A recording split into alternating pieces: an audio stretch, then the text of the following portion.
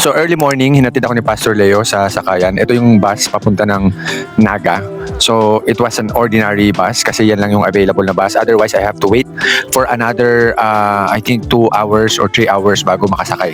So here you can see sa video na to, yung pangalawa na, I was leaving Naga already. So I did ride 2 buses. Yung una po is from where I came from, papunta po ng Naga. And from Naga, sumakay po ako ng another bus. Ito po yung nakikita nyo, papunta naman po ako sa Legazpi.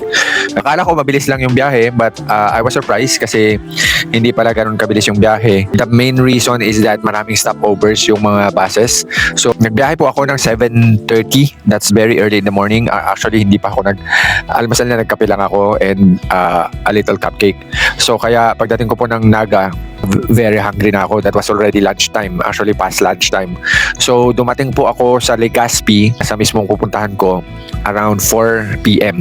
So, ganun po katagal yung biyahe dahil po sa dami ng stopovers. But thank God, I was able to ride safely and okay naman yung journey ko papunta po sa Kilikao.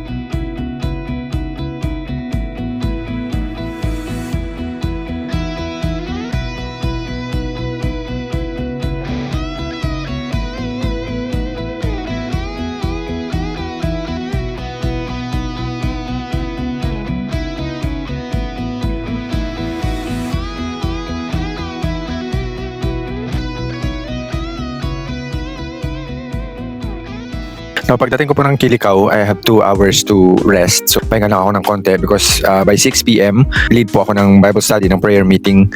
Inassign ko po yung sarili ko to lead that Bible study. Kasama po yung mga umattend po ng Friday Bible study. So, it was fun. Nag-enjoy kami dyan. Medyo nagka-brown out lang nung simula. Pero bumalik naman yung power later on. But it was really nice. It was really intimate, yung Bible study and prayer meeting na yan. We really had a great time fellowshipping together with God. And also at the same time, I also did a brief meeting with the leaders na present. We talked about yung mga gagawin namin in the coming days, Saturday and Sunday. Yung mga preparations na kailangan namin gawin during that time. And after that, we ended the night together with a great meal.